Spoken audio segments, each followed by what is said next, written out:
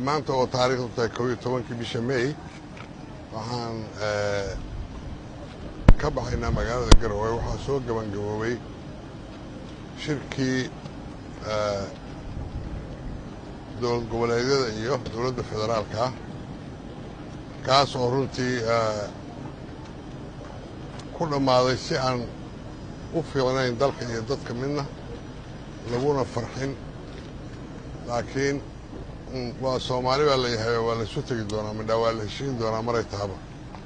laakiin hadda nasiib darro dowladda federaalka ah haba yaraatee wax jixinjixa ama garowsho ah oo wax alaalay wixii dhibaato jiray oo ka mid ahayd sharcigii oo doorashooyinka ka mid yahay arrinta galmudug oo aad ogtihiin xaalkeeda oo ay aad iyo aad maaragtay gardarre iyo colaad badan ku hayaan,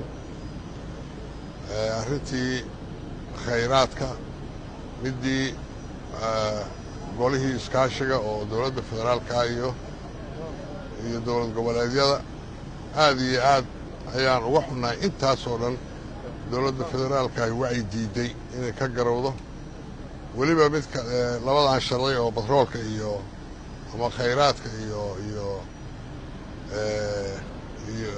doorashooyinka labadoo baarlamaanka yaalin.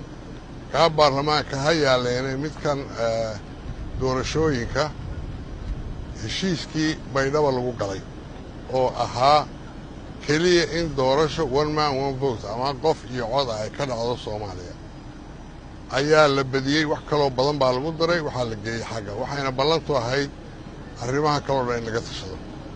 meesha waxaa ka socda wada tashi la'aan. waxaa kaloo aad iyo aad looga hadlay maqaamka Muqdisho oo dad badan oo Soomaaliya ku nool yihiin wax xuquuqan aan lahayn, wax doorashaan aan lagu qaban, bal in wax uu loo sameeyo. taasina dee waa wax ummadoo dhan u yaal, dadka reer Muqdishona gaar ahaan u yaal in laga hadlo oo dhowr milyan oo qof ay xuquuq la'aan noqoto ama aysan doorasho gelin waa arrin fiican maaha. marka arrinta intaasi waa intii kalena qoraal bay ku baxday, waad akhrisan doontaan. aad iyo aad baad u mahadsantihiin, waa degdegsannahay. ummadda Soomaaliyeed waxaan aad iyo aad aan ugu guubaabinayaa inay fadhiga ka kacaan oo sidaan dalkii ugu dumay waana baaba'aya in wax laga qabto oo ummaddu isugu timaado caqliga la isu geeyo ayaa loo baahanya. haddii caqli la waayo sidaan lagu sii socdo dalku wuu dumayaa, qarannimadina way lumaysaa. maanta waxaa ka fiican dhowr iyo sagaashanaadka ayaa dalku ka fiicnaa oo ka nabad badnaa oo waad aragteenoo magaalada xamar baa cashuurtay waxaa qaadanaya shabaab, bakaarahay ka qaataan cashuur, maxkamadaha ay wax ku kala xukumaan xamar weynay ku yaalleen. aad iyo aad bay nasiib darro u tahay. dadka ayaana loo baahaya arrinta inay ka dhiidhiyaan.